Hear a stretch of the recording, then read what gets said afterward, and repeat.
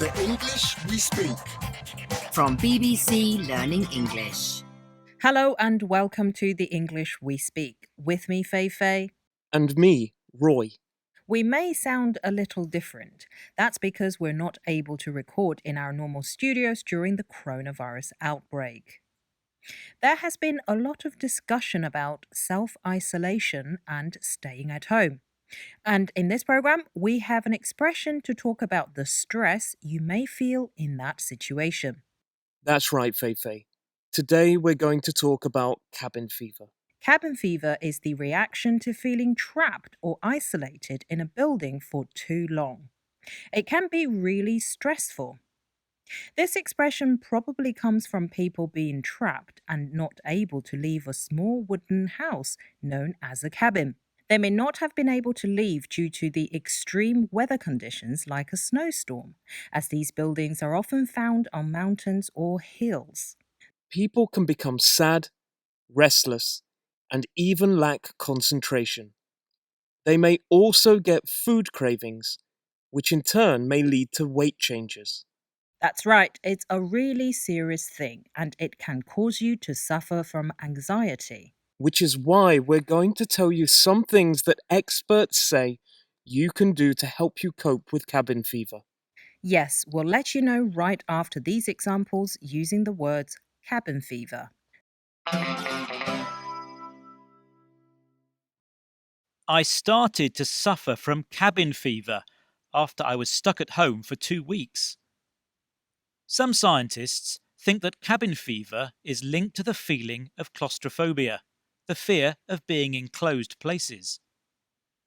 He said he felt really anxious and that he was suffering from cabin fever after not being able to leave his house. He also said he had gained weight.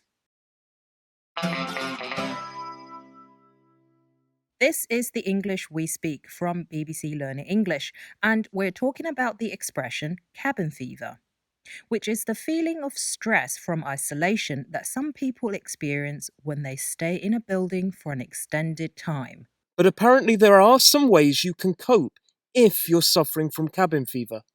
Aren't there, Fei Fei? That's right. One of the first things they say to do is to set regular meal times. So kind of like a routine, much like you would have if you were going to work. Yes, this helps regularity and limits binge eating and weight issues. Also, it's important to try and stimulate your mind. Things like television are okay for distraction, but they don't overly stimulate you. Something like reading a book may be more interesting and keep your mind active. Yes, and doing things like puzzles or crosswords can also help. I really enjoy doing quizzes online. Also, you should make sure your friends and families are coping if they are in the same situation.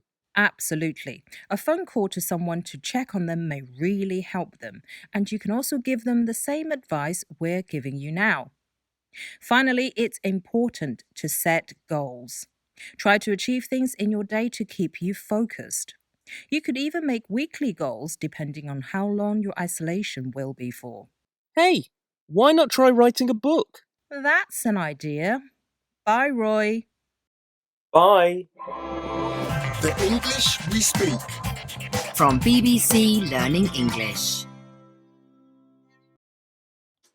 Oh, hi! Thanks very much for watching our program. We hope you enjoyed it. I'm sure you did. Don't forget to subscribe so you can keep up to date with our wide variety of English language learning programs. We've got something for everyone.